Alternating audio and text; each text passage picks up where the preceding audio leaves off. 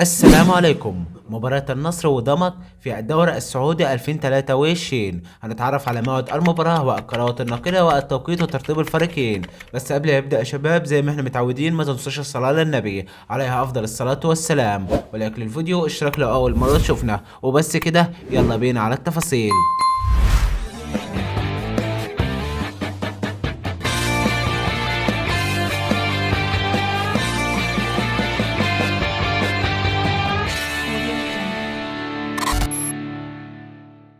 يفتح استاد الأمير سلطان بن عبد العزيز لاستقبال مباراة من العار الثقيل التي تجمع بين النصر والضمك، وذلك في الأسبوع 18 من الدوري السعودي 2022-2023. وإن شاء الله سوف توسع المباراة على قناة SSC سبورت 1 HD، هي القناة الحاصلة على حقوق الطبع والنشر. أما بالنسبة لترتيب الفريقين، يأتي نادي النصر في المركز الأول بعدما لعب 17 مباراة ب40 نقطة، ويأتي نادي ضمك في المركز السابع بعدما لعب 17 مباراة ب 22 وإن شاء الله سوف تنطلق سافرية بداية المباراة في تمام الساعة 2 مساء بتوقيت تونس والجزائر والمغرب، 3 مساء بتوقيت مصر وليبيا والسودان، 4 مساء بتوقيت السعودية وقطر والعراق وسوريا وفلسطين واليمن والكويت، 5 مساء بتوقيت الإمارات وعمان. وإن شاء الله المباراة هتكون يوم السبت المقبل الموافق 25/2/2023.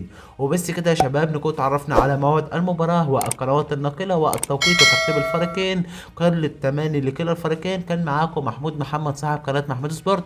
لو انت استفدت من الفيديو النهارده ما تبخلش عليها باللايك والاشتراك في القناة. وبس كده اشوفكم في فيديو جديد، سلام.